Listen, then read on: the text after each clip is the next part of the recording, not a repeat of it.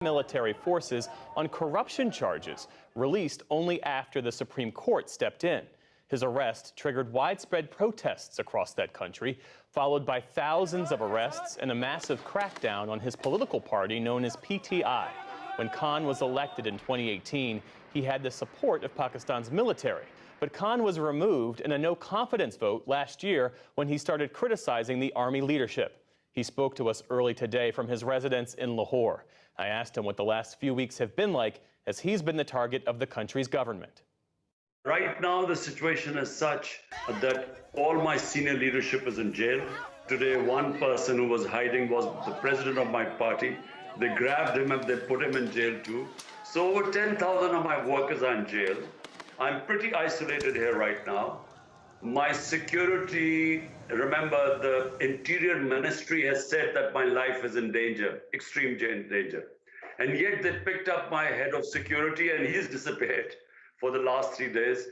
And my bulletproof cars which accompany me, they have impounded 2 of them. So the situation is such, I'm isolated, quite insecure. All my senior leadership in jail, or they have told them that, look, anyone who wants to come out, he has to renounce his membership of my party. You are facing criticism from all sides that your supporters were responsible for violence after they laid siege to military buildings. Did they go too far? Should you have done more? Could you have done more to stop them? Well, firstly, I didn't even know what was going on because I was thrown into jail. So 4 days, I had no idea I was cut off, no news, no mobile phone, nothing to know what was happening. The first I found out was when I was presented in the Supreme Court. And that's when the judge asked me, I said, for 27 years I've been in politics. We have never broken the law. We have always stayed within the Constitution. All our protests have been peaceful, which a political party is right. It's our right to protest peacefully. So what happened on this day? I have asked for an independent inquiry. The Supreme Court must hold an independent inquiry. We feel the arson was deliberately done. We feel that it was like Hitler in 1933 used the arson on the German parliament as a means to crack down on the communists, and he eliminated them. You're saying it wasn't your supporters who were responsible for the arson? Well, there are CCTV cameras. There should have been a proper investigation. How can you be judge, jury, and executioner and then go after the whole party? So 10,000 of your workers who had nothing to do with arson. There were only a few hundred people who possibly were involved. So this is an excuse really to go after the party. The Army has said that those responsible for the violence will be tried under military law. The proceedings are held in military courts, on military installations. The courts are run by military officers. Do you believe that your supporters can get a fair hearing in that sort of environment? This is the end of our democracy. In fact, it's the end of our justice system. It means there is no confidence in Pakistan's judiciary. How will the Supreme Court allow this to happen? We are now standing on the brink where the entire democratic structure is being dismantled. And the final nail in the coffin of the democratic structure will be military courts. Pakistan has been directly ruled by the military for almost half its modern history, and most prime ministers, including you, came to power with the support of the military. How did you end up losing their backing?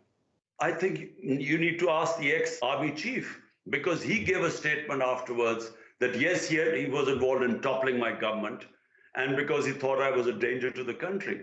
And yet I worked with them.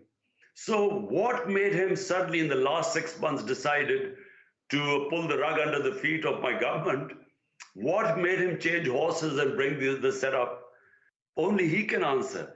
At this point, do you want to curtail the Army's power, or do you wish the generals would support you as they did before?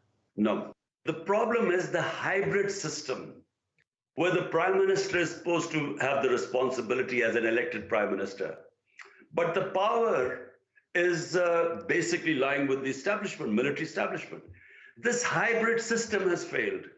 In my opinion, there needs to be a new equilibrium The elected prime minister who has the responsibility must have the authority in any management system. So, in order for Pakistan to get out of this economic mess, Pakistan's need rule of law.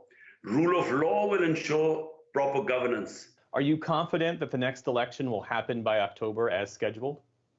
Absolutely not. I'm not confident, because what is happening now is that the establishment, along with this current government, they are trying to crush the party.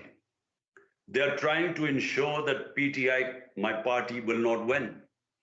And so there are 150 cases slapped on me. And what they are hoping is that either I'll be in jail by then, and most of my leadership, they will try and turn, like they're saying, like some of our senior leaders who were in jail came out and said that, look, we are no longer part of the party, because that was the condition they could come out of jail and all charges be dropped.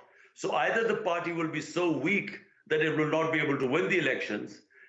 The only way elections will be if PTI cannot come into power. And that's why, if by October it's not the case, they feel that PTI will still win, I don't think there will be elections. What role should the U.S. take in this situation, if at all? In the past, you've criticized the U.S. for interfering in your country's affairs. Countries have to solve their problems from within. But all I want the U.S. to say is what their professed values are all over the world, where they say we stand with democracy, rule of law, constitutionalism, fundamental rights, against custodial torture. That's all we want them to say. You know, when they speak about China or Russia or Hong Kong, they talk about all these things. Well, here is a classic example that the democracy is being rolled back and all these things are happening. So I think that's where they should be consistent. Do you see a peaceful or negotiated way out of this situation? Possible. I think we have reached an impasse, because despite doing everything, the party's popularity has just grown. I mean,